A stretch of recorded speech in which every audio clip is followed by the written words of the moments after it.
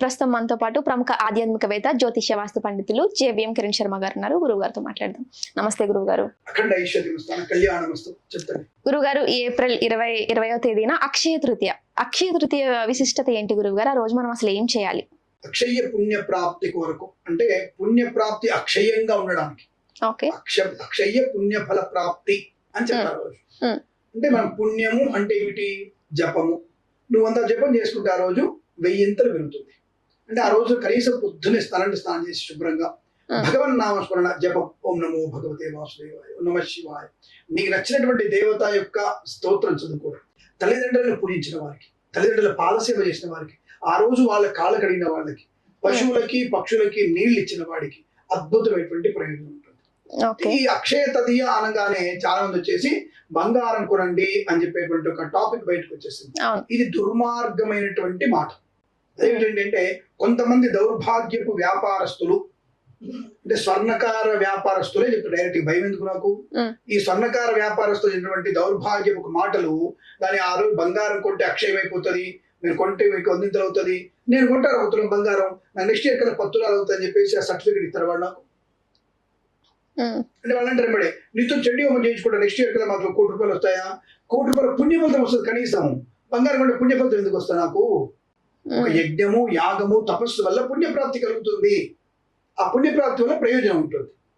దానివల్ల మనకు పుణ్యం అవుతుంది. అది నీకు, నీ సంతానానికి, నీ భార్యకు, నీ భర్తకి, నీ పిల్లలకి వృద్ధి పొందుకునే పుణ్యఫలం ఉంటుంది. కాబట్టి అక్షయ పుణ్యఫల ప్రాప్తి కలిగించేది కనుక ఆ రోజున అక్షయ తృతీయ అన్నారు. అక్షయం అంటే ఏమిటి? క్షయము కానిది. క్షయం అంటే ఏమిటి? తరిగిపోనిది. అక్షయము అంటే తరిగిపోనటువంటిది అర్థం.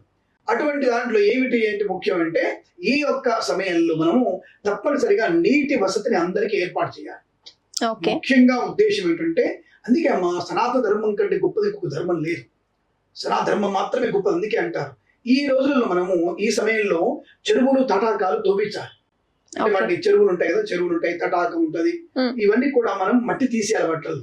ఎందుకు? రేపు వచ్చేటువంటి సమయంలో మనకి వర్షకాలం, వాటి నీటి సమృద్ధి కొరకు మనం ఇప్పుడు ఆ గుంతల్ని మట్టి బయటికి తోసేసేయాలి. అంటే నీటి వసతి కొరకు ఏర్పాటు చేయాలి. రెండవది, ఈ రోజున ఉదకుంభ దానం. ఒక మట్టి కుండలో, అంటే ఒక కూజ లాంటి కుండలో నీళ్లు నింపి ఒక సద్బ్రాహ్మణుడికి దానంగా ఇవ్వాలి. ఎందుకంటే బ్రాహ్మణుడికే దానం ఎందుకు ఇవ్వాలి? చూసావా, జాతీయ అహంకారం, కుల అహంకారంతో మాట్లాడుతున్న కిరణ్ శర్మకి టైటిల్ పెడతారు వాళ్ళు. ఎందుకు ఇవ్వాలంటే నిరంతరం వేదాభ్యాసం, నిరంతరం గాయత్రి ఉపాసన, నిరంతరం అమ్మవారి ఉపాసన చేసే వాళ్ళకి దానం ఇవ్వాలి. అందుకే సద్బ్రాహ్మణుడికి, దమ్ము కొట్టి మందు కొట్టే బ్రాహ్మణుడికి ఇవ్వని చెప్పలేదు నేను. గురువులు అలాంటి బ్రాహ్మణులు కూడా ఉన్నారంటున్నారా? ఎందుకు లేదమ్మా, అందుకే కదా మాట వచ్చింది. నిప్పులు తెప్పుకోరాదు కదా తల్లి.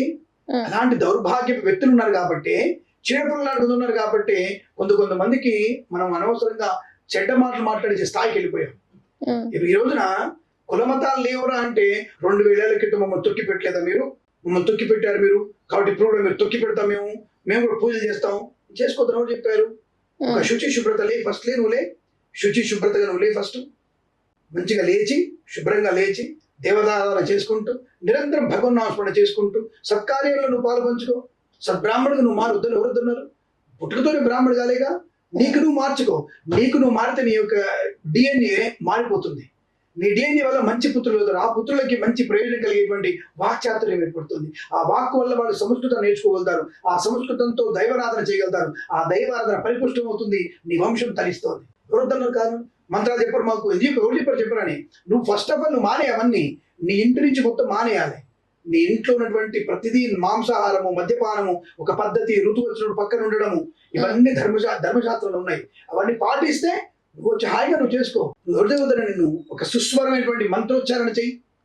సస్వరంగా ఉండాలి, స్వరం లోపం లేకున్నటువంటి మంత్రం చదువుకోవాలి. మళ్ళీ అంటే నువ్వు ఏదో తెలియని భాషలో తూతూ మంత్రం చదువుతావు అని చెప్పేసి నీకు అర్థం తెలియనప్పుడు దాన్ని తూతూ అంటే ఎందుకురా నువ్వు? అవన్నీ తప్పు. అందుకే ఆయన సద్బ్రాహ్మణుడికి ఈ దీంట్లోనే చెడవన్నారు కాబట్టి దాంట్లో మంచి వాళ్ళకి ఇవ్వండి అని చెప్పాను. సావాసు బ్రాహ్మణుడు చెడిపోతున్నాడు, సావాసు దోషంతో చెడిపోతున్నాడు. అటువంటి వాటికి ఒక సద్బ్రాహ్మణుడికి ఒక కూజాలో, అంటే అక్షయ తదియ 20వ తేదీ సోమవారం. అసలు ఇంకా విశేషం, ఆ రోజు విషయం అంటే అది శివుడికి ప్రీతికరమైన రోజు. ఆ రోజు శివుడిని అభిషేకం చేసి తప్పకుండా దైవనామస్మరణ చేసుకుంటూ భగవన్నామస్మరణ చేసుకుంటూ ఆ కూజలో నీళ్ళని ఎవరికైనా సద్బ్రాహ్మణ దానం ఇవ్వచ్చు. బ్రాహ్మడికే ఇవ్వాలా అక్కర్లేదు, బీద వాళ్ళకి కూడా ఇవ్వచ్చు. అందుకే అన్నాను నీటిని తటాకాన్ని అందరం కూడా వాడేటువంటి నీటిని మనం చేయవచ్చు. అలాగే మనకి చలివేంద్రం ఏర్పాటు చేయాలి. అంటే మన వీధిలో అందరం కలిసి చలివేంద్రం ఏర్పాటు చేసుకొని పశువులకి పక్షులకి కూడా నీళ్ళని వేరు వేరు ప్లేట్లలో వేరే కుండల్లో పెట్టేసి అవి కూడా తాగడానికి మనం నీటిని ఎవరికైతే సమృద్ధిగా ఇవ్వగలిగితే ఆ వేసవి కాలంలో అద్భుతమైన ప్రయోజనం. అంటే దాహార్తిని తీర్చడం, అది మనకి అక్షయ ప్రతిఫలాన్ని కలిగిస్తుంది. అది ఎంతో మహాపుణ్యం, అది అద్భుతమైన పుణ్యాన్ని కలిగించేది నీళ్లు దానం అంటే సమ్మర్ లో ఈ మజ్జిగ ఇస్తూ ఉంటారు చలివేంద్రం, అంటే ఈ అక్షయ తృతీయ ఈ విశిష్టత వల్ల అంటే మనకు ఒకప్పుడు ఉన్నటువంటి వీధి అంతే. వీధిలో వెళ్తున్నప్పుడు మనకు ఒకప్పుడు పల్లెటూళ్ళు చూస్తుంటే ఇప్పుడు షెడ్ కింద కుండలో నీళ్లు పెట్టేసి గ్లాసులు పెట్టేవాడు, శుభ్రంగా తాగుతొచ్చేవాళ్ళు. దానికి ఒకళ్ళు ఎవరు ప్రత్యేకంగా ఉండకపోయేది, ఎవరు పెడతారు కూడా తెలియదు అక్కడ. ఇప్పుడంటే మనకు మా అమ్మ నామస్మరణ కింద చలివేంద్రం ఏర్పాటు చేసాం అని మన పేర్లు పెట్టుకుంటున్నాం. ఒకప్పుడు పేర్లు కూడా లేవు, అది తెలియకుండానే చేయాలి. అలా తెలియకుండా చేస్తేనే అక్షయ పుణ్యఫలితం ఉంటుంది. ఎవరికన్నా బిడ్డనైనా చల్లగా ఉండాలనుకుంటారు కదా, ఆ పుణ్యఫలమే కావాలి.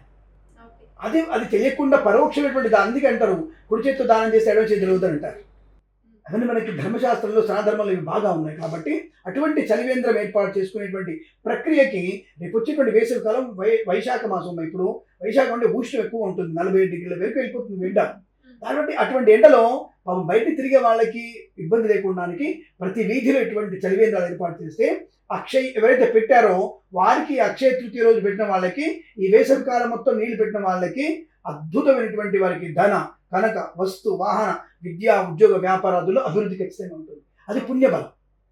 అటువంటి అక్షయ పుణ్య ఫల ప్రాప్తి కొరకు మనం ఇప్పుడు అక్షయ తృతీయ రోజున ఉదకుంభ దానం చేసుకోమని చెప్పబడింది తప్ప బంగారం కొనండి, వెండి కొనండి, వస్త్రాలు ఇవ్వండి అని చెప్పలేదు. నీళ్ళతో పాటుగా ఎవరికైనా బీదవారు ఉంటారు, బ్రాహ్మణుడు ఉంటాడు, వారికి కూడా మీరు తప్పకుండా పప్పులు ఉప్పులు స్వయంపాక బియ్యము కూరగాయలు దానం ఇవ్వడం తప్పేం లేదు. అటువంటి దానం ఇవ్వడం వల్ల మనకి మంచి ప్రయోజనాన్ని పొందుకునే అవకాశం ఉంటుంది. దానివల్ల మనకి అద్భుతమైనటువంటి ఆర్థికంగా కానీ జ్యోతిష్యపరంగా జాతకాల ప్రకారం కూడా మంచి ప్రయోజనాన్ని పొందుకునే అవకాశం ఖచ్చితంగా ఉంటుంది చెప్పవచ్చు.